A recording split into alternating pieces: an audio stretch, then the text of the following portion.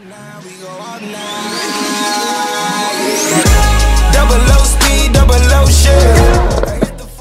is going on, everybody? It's SLAPTrain, and welcome back today, guys, to the channel for some very special in-game drifting footage with the beautiful 911 GT2 RS from E3. But before we go ahead and watch this here, I want to give a huge thank you to my man Drew, formerly known as Oh My God Drift, on YouTube and Twitter for supplying today's footage. He was actually at E3 and he was one of the only people to post up actual drifting footage. I seen his clips on Twitter, reached out to him, asked him if I can get the raw footage. The man said not a problem. The only thing I asked from you guys though for a thank you for today, go and subscribe to this man's YouTube channel. He put out his first video 2 hours ago when I was recording this, and Winter Jam Session 2015, it's a banger, man. Go and show some love to him.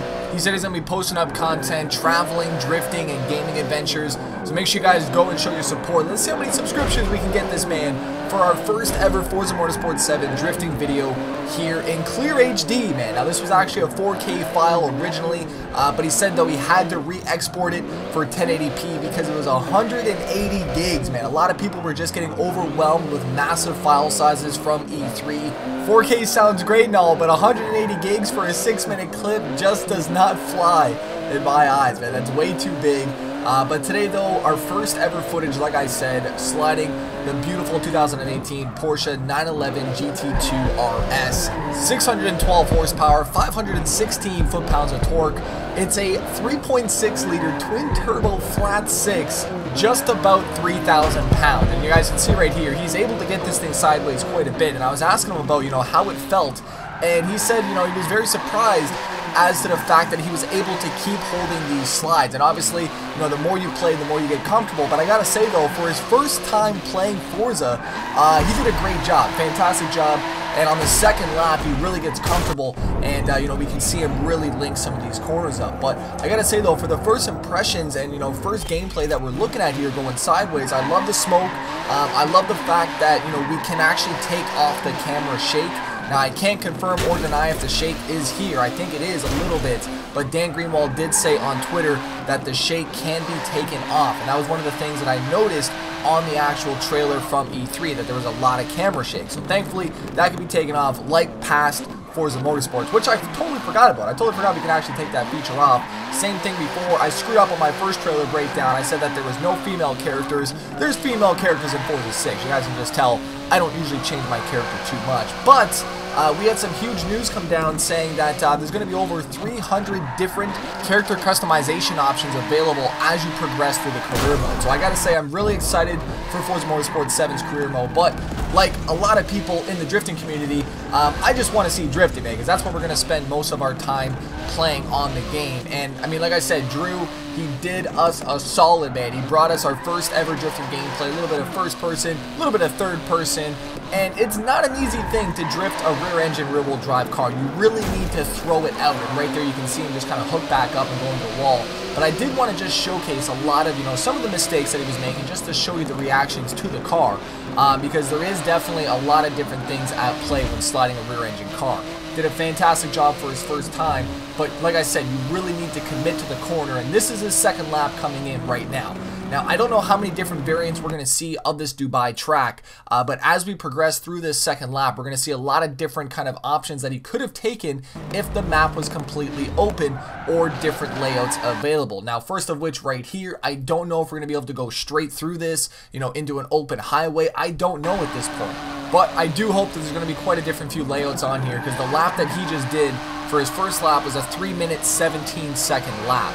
So I'm hoping that we're going to have, a bigger section just with a lot of toge, uphill, downhill, and such like that. I really don't know at this point, but I'm hoping for the best. Now, right here, you can see him whipping it out. And also, too, this may be a first in Forza, if I'm not mistaken, but we have actual traffic on the left side of the road right there, just kind of cruising with them, which I thought was a really cool feature.